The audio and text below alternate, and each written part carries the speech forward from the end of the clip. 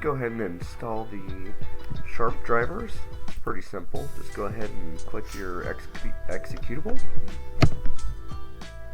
Once you click the executable, you're going to go ahead and get a dialog box. It's going to want you to accept the terms and conditions. We're going to want to do install only. And then we're just going to verify where the folders are extracted to. Go ahead and click next. Now we're going to get a dialog box that's going to say add printer. We're going to go ahead and click on manual. You can either look for an existing port here, or you can create a new port. More than likely you're going to want to create a new port. This is going to be a standard TCP IP port. Go ahead and click that and put the IP address of the machine in.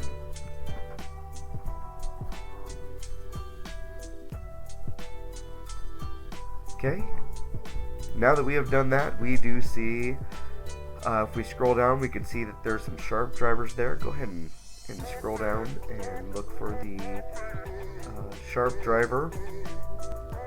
We can rename the printer anything we want. So we can put it to back, front, side to side, whatever we want to name it. In this case, it's just going to be test printer. It's going to take a little bit to install the printer, but once it's done, it's done.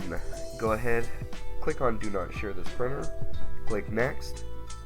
Guess what? We can print a test page. We're done.